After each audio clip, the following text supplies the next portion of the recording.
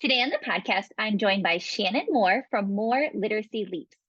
Shannon is a certified educator. She has had many jobs in education as a classroom teacher, a reading specialist, a response to intervention coordinator. She has also been a private tutor.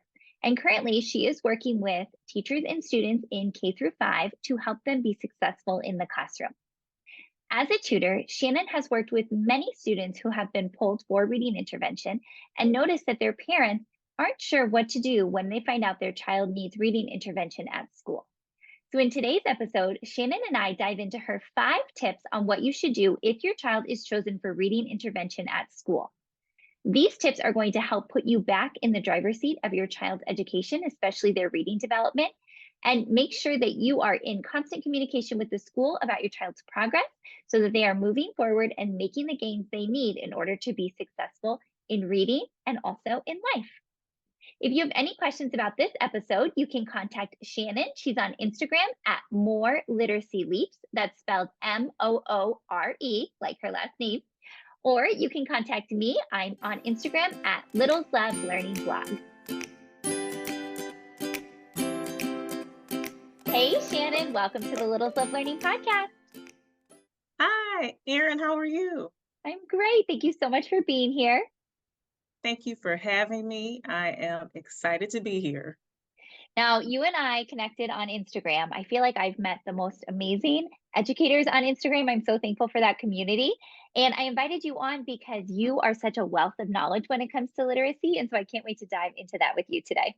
Yes, thank you for having me. And yes, if those of you that attended our conference, it was amazing. Thank you for joining. And I thank you for the opportunity as well. Yeah, Shannon was one of our speakers at the Learn and Play to K Kindergarten Readiness Virtual Conference, which was awesome.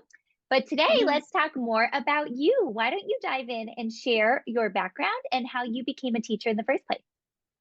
Okay, well, my name is Shannon. I am the owner of More Literacy Leaps. I am a reading specialist. I help K through 5 teachers and students with proven reading intervention methods so that they can be successful in the classroom.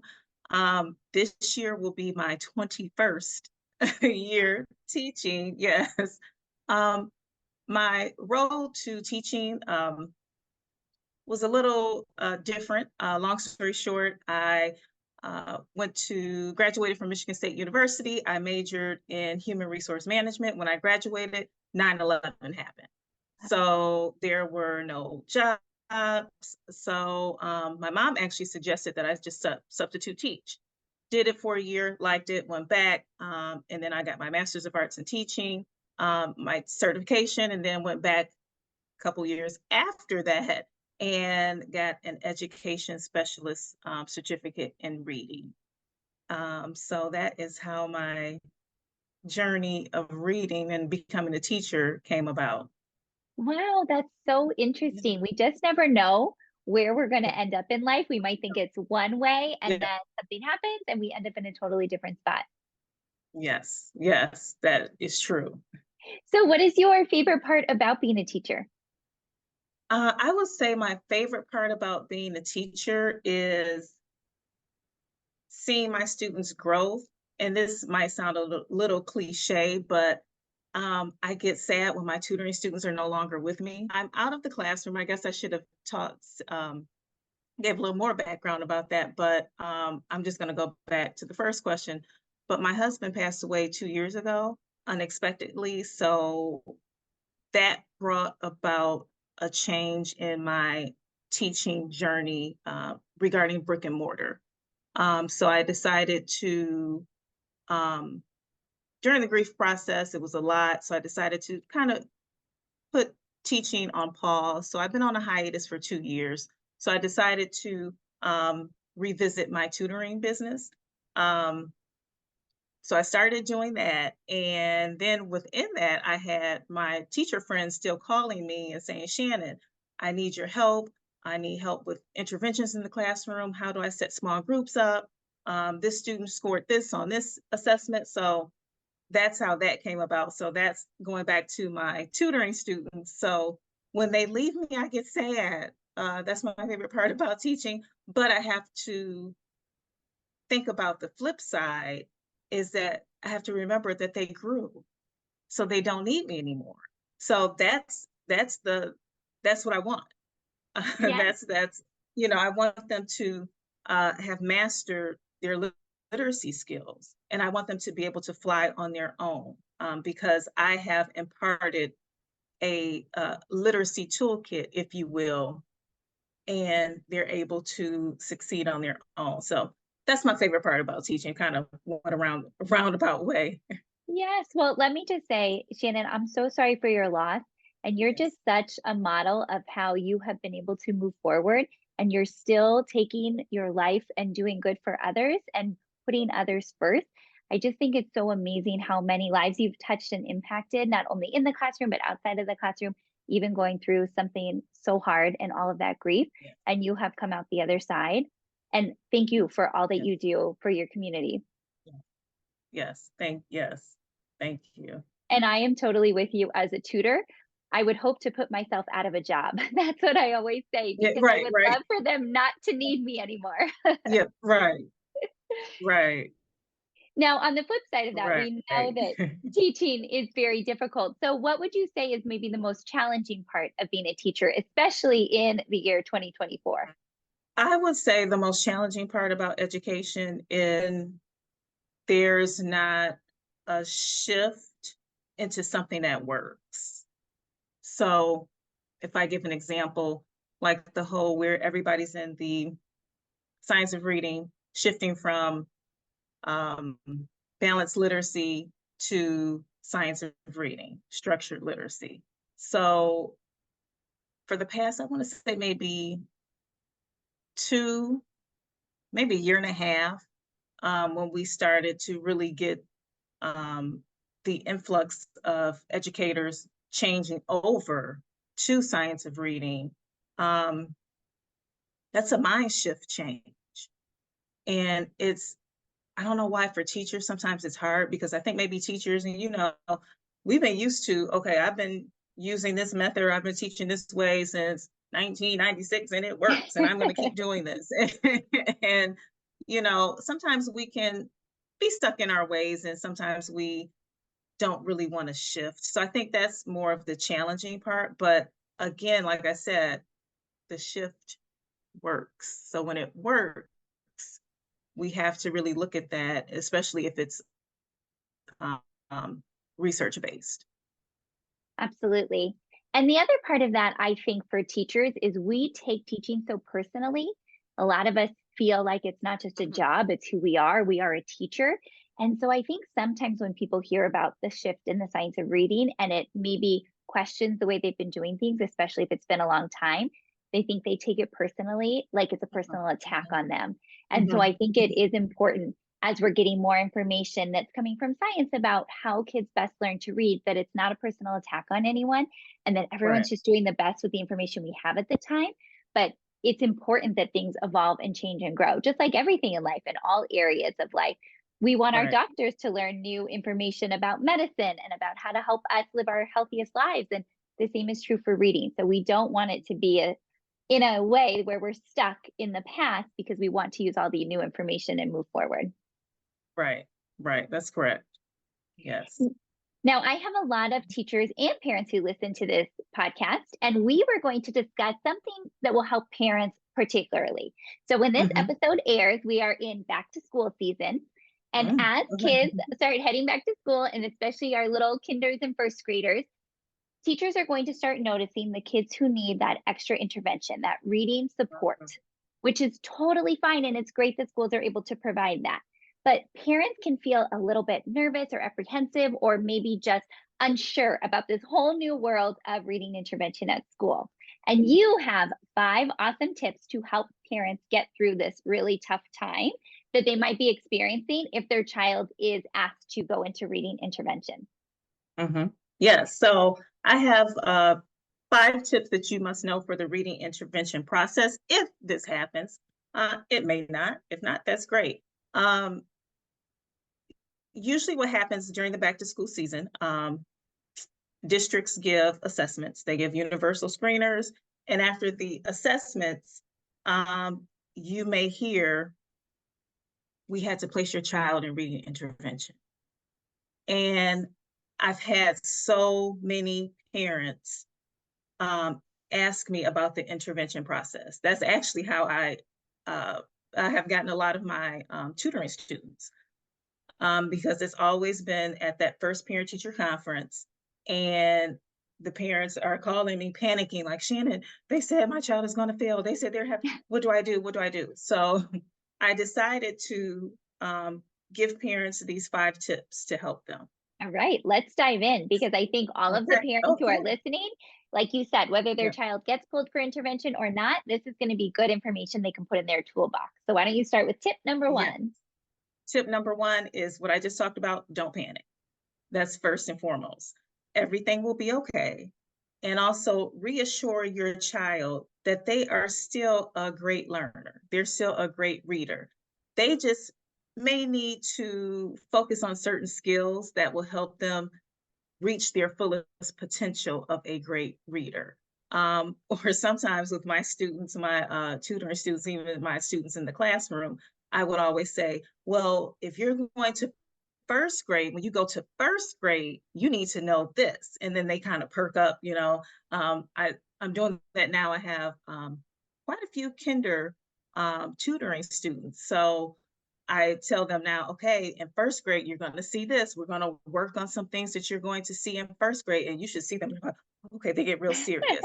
So if you kind of put that little caveat in there, that kind of makes them feel at ease.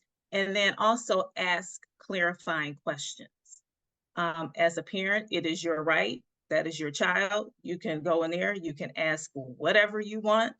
So ask those questions because sometimes with the schools, let me preface saying every district and every state is different in how they handle interventions. So I'll say that first. But as a parent, make sure you ask clarifying questions.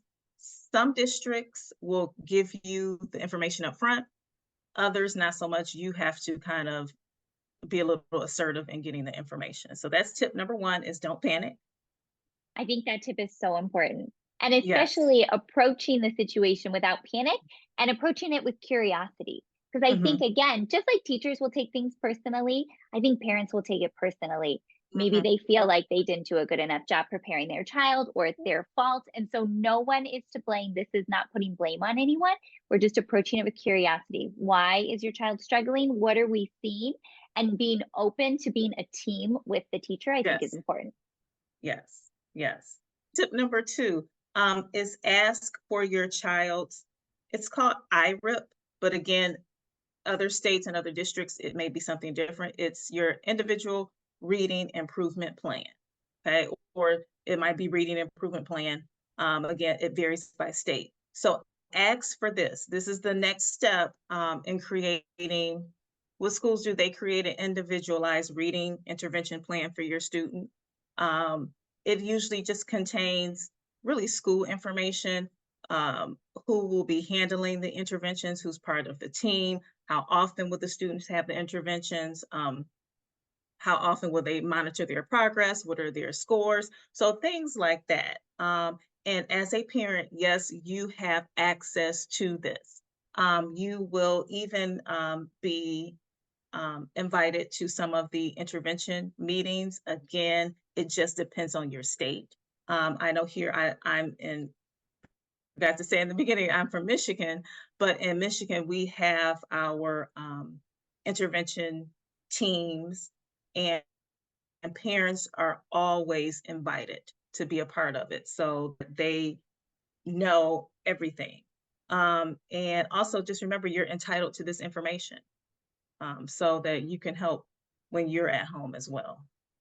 That's a great tip because, like you said, not all schools and not all districts offer this information freely. There might not be great communication for whatever reason between the school and the parent. So, you, as your child advocate, you can go in there and ask for this information so that you can stay up to date with what is happening in the classroom. You don't want it to be an Mhm. experience where your child goes to intervention at school and that you don't even know the intervention teacher or you don't know what they're doing or how often they're going. You need to stay in the loop about their intervention process. Yes, yes. Because a lot of times your child will have the teacher will not be the interventionist. It will be um, either the school's hire interventionist to do this specific task, or it will be a reading specialist. It just depends. Absolutely. All right. Tip number Yes. 3. Tip number 3 is at home reading tips. So what schools have also done, and again, it depends on their intervention framework. There are 2 intervention frameworks you might hear. One is response to intervention, which is RTI. The other one is multi-tiered systems of support, which is MTSS. Those are all just fancy words for the intervention process that the school utilizes. Within that, they are required to have an at-home piece, and also some school districts are required to have so many parent meetings per year. And usually they'll have their parent meeting at the beginning of the school year to talk about that. And with that, they will send home at-home reading plan, at-home reading kits, things of that nature. So again, you can talk with your child's teacher, stay in communication. If your school is not formal where that's concerned, always ask your child's teacher, and they may have something that they will be sending home. And then at home reading tips are reviewing letters and sounds, blending sounds, reading words, working on decodable readers, fluency, and comprehension. You always can ask the 5W questions: who, what, where, when, why, how. Absolutely. And don't get tricked to think just reading with your child at home is all you're responsible for. I feel like, as parents, especially parents who have a child in reading intervention, that you don't want to give the school all of that power and put them in the driver's seat. You really want to make sure that you are participating in this, because the goal is to get your child out of reading intervention. You want to make sure that they're a strong reader. So reading at home to your child is great. But if the school tells you, in my opinion, if the school tells you all you have to do is read at home, you don't have to do anything else, just read to your child, I think that's outdated information. And I think that's not giving enough Yep.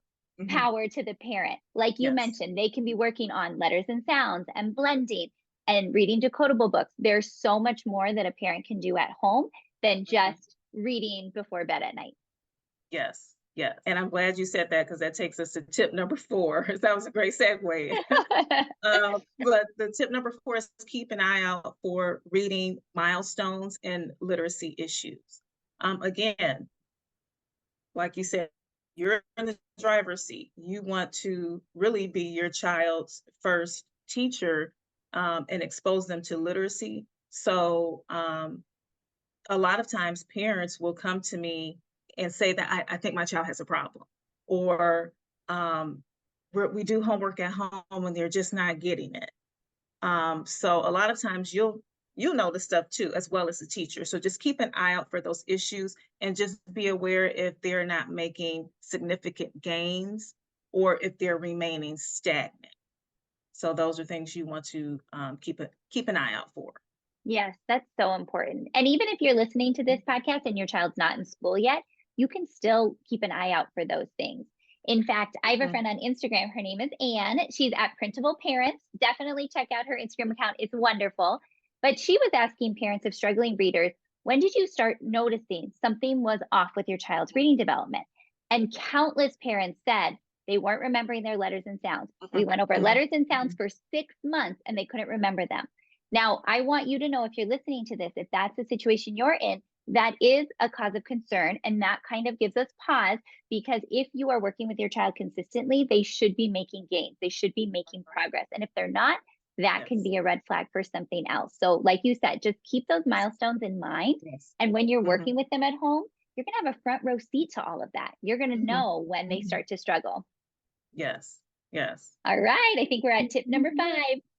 Yes. So number 5, the last tip, reading intervention tip that you must know if your child is selected for reading interventions, is follow up before parent teacher conference. I cannot say that enough.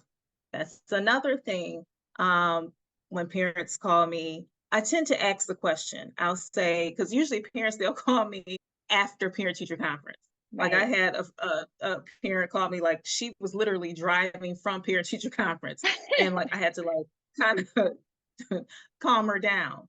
Um, but the first question I asked her was, "Were you aware of this before?"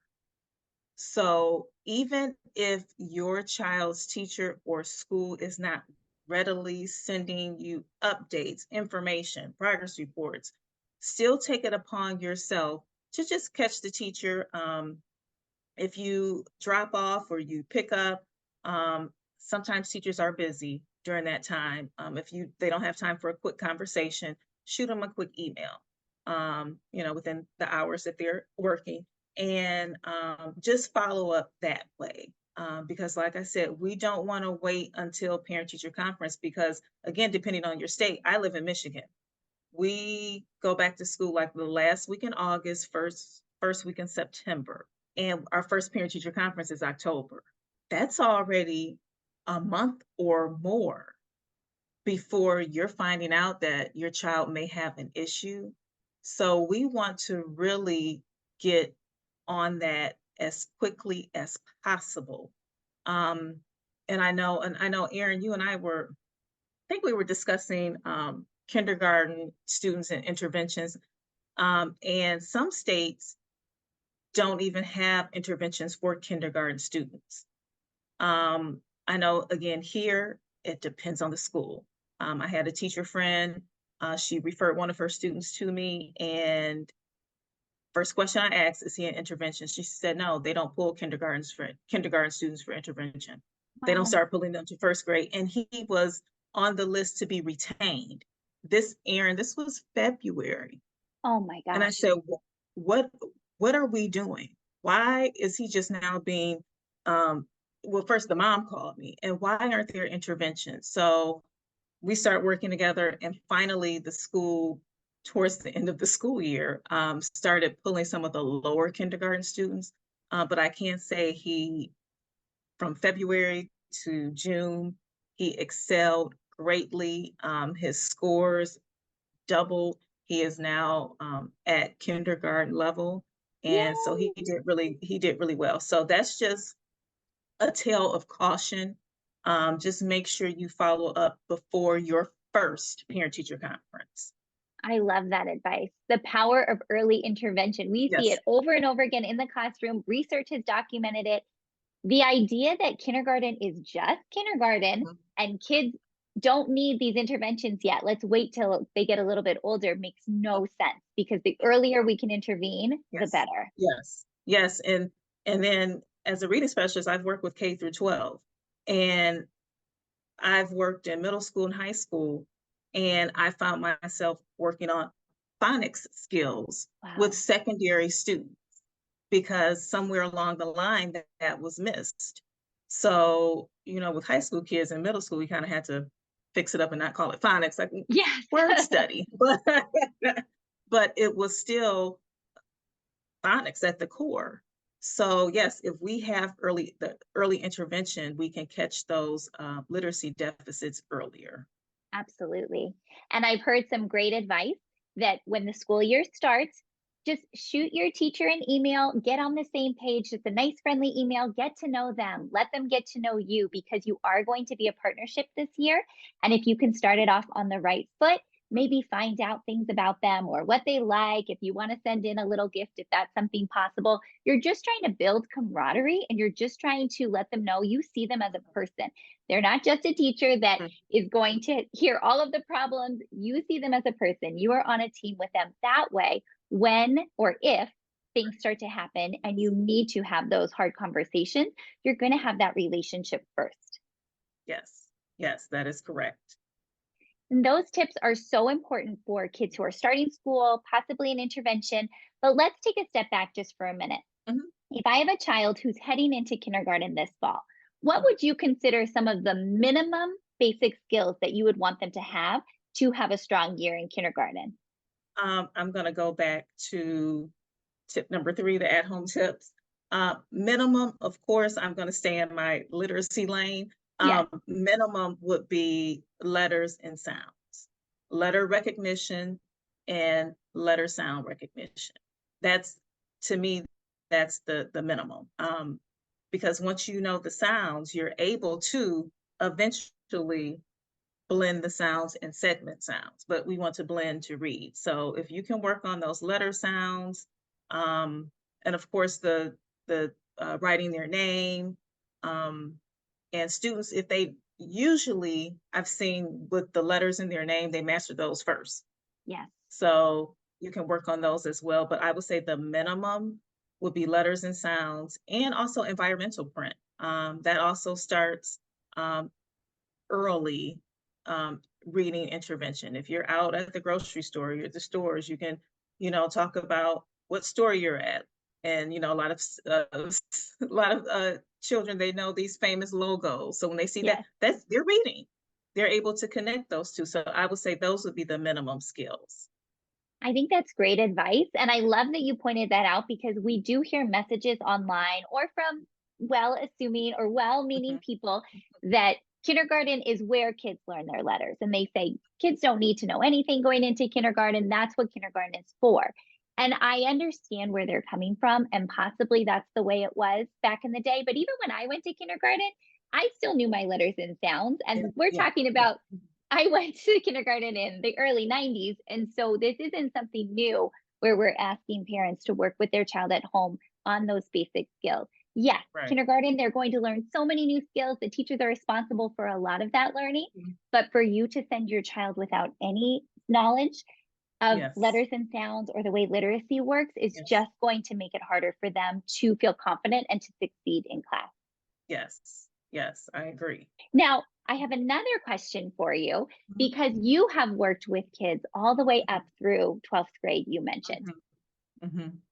Why do you think it is that parents and other educators assume that that third and fourth grade time is the most important when it comes to literacy? And they sort of think that kindergarten and first and second is not as important, that it's really that like third, fourth grade when we're getting into the meat of literacy? That's a good question, and I just had this conversation with one of my tutoring students' parent. So my one student is in second grade. She's going to third grade, and her parents have concern, really more so about her comprehension. But that third through five grade cluster, that's where we see a lot of the standards. Uh, they tend to take off and they become more complex because we are moving out of the phonemic awareness, um, the phonics, beginning phonics, fluency of your K2, that's your foundation. And then when we get to 3, 5, we're moving into, for example, Greek and Latin root words. Those words are a little more difficult to read. So again, that's where that word study piece comes in. And then it takes off into comprehension and vocabulary. So that's why a lot of people focus on that. Okay, they need vocabulary comprehension because, Erin, years ago, before we had this huge science of reading debate, it was comprehension, comprehension. Everything is comprehension. So I think that's why so much attention was focused there. And now it's shifting back because we're starting to see, especially post pandemic, we're starting to see students who are coming up in these 3, 5, 6, 8 clusters and even 9, 12 who have gaps, have literacy gaps. And when we're tracing it back, it's going back to K2 because they may have virtual class or missed some skills and standards. I really don't like to put all the focus on 3, 5. I understand comprehension is important, but if we look at the 5 pillars of reading, phonemic awareness, phonics, fluency, vocabulary, comprehension, they all build upon the foundation, which is that phonemic awareness and phonics piece. Absolutely. It's the foundation. We see that when kids struggle in those older grades, they're missing the foundation piece. But that people don't think that foundation piece is important because they think, oh, it's just kindergarten, it's just first Mhm, grade. So it really mhm, is backwards to me. They get so hyper focused on it in third, mhm, fourth, and fifth, like you mentioned. But mhm, really, that's where we need to hyper focus on it is even in pre K, kindergarten, and mhm. first Yep. grade, really setting that Mhm, foundation so that we don't have those gaps later on. mhm. Well, Shannon, this has been such a great conversation. I love your Mhm. tips for parents because they really kind of calm parents down and give them the tools and make them feel empowered that they can absolutely help and support their child on this journey. And they don't have to be a reading specialist to do it. They can No. just do what they can, do the best Yes. with what they can, learn this information, and they'll be able to support their child. Yes. Yes. So, after all this conversation, Mhm. what do you hope that the biggest takeaway is for anyone listening? I would say trust the process. Again, like I said, over 21 years of teaching, talk with a lot of parents, and even as a tutor, again, parents are still frantic. I understand they want their child to do the best in school. So trust the process. Reading doesn't happen overnight. Sometimes, we can tend to be a little right now. We want results right now. We want to see it. Trust the process, and they will do fantastic. That's great advice. And that's what I always say when I share about starting early in preschool and Mhm. pre-K is that reading doesn't happen overnight. So when we start early, we have this long runway where we can build on those Mhm. skills because it does take time to build and Mhm. build and build Oh, yes. before they start reading and you think, "Oh my gosh, where did that come from?" Well, it came from Mhm. all those years of building the Mhm. skills. So I think Right. I love that advice to trust the process. Right. Yes. And my very last question for you, because I ask all of my guests, this is called the Littles Love Learning podcast. So I'd love to know what you love working about littles. I love when I see on my students' face they get it. Like that light bulb goes off, that aha moment, like, I got it. And their eyes actually just light up. Um, the other day I was working with one of my tutoring students, and I was so happy. As a teacher, this will make us happy. She was self-correcting. And I was like, oh wow. She wasn't looking to me for help. She was using again all of the tools in her literacy toolkit. And then, my first instinct was to run and help her, like, okay, okay, remember this, and how do you sound this out? But I just stepped back and and she self-corrected. And then she started, as she was reading the passage, she continued to self-correct. So I like seeing my students again when they get it and they can use those skills on their own. Yeah. And I know that they have mastered it. It's such a metaphor for life, too, and for Yes. all parenting that when they're going through this reading journey, we want them to take ownership of it and be able to do it on their own. And when we watch them blossom and they know that they just did something hard, that is going to set them up for success Yep. in life Yes. because they're going to know they can do hard things. Yes. Yes. That is so sweet. Well, Shannon, this has been so much fun. Why don't you tell Yes. everyone where they can find you and connect with you online? Yes. So you can find me on Instagram at More Literacy Leaps. That's Moore Literacy Leaps. And also on my website, that is moreliteracyleaps.com.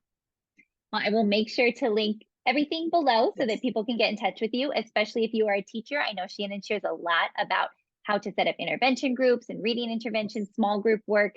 Very, very helpful. So, Shannon, thank you Yes. so much for your time. I appreciate you being here. Yes. Thank you so much for inviting me, and good luck this school year.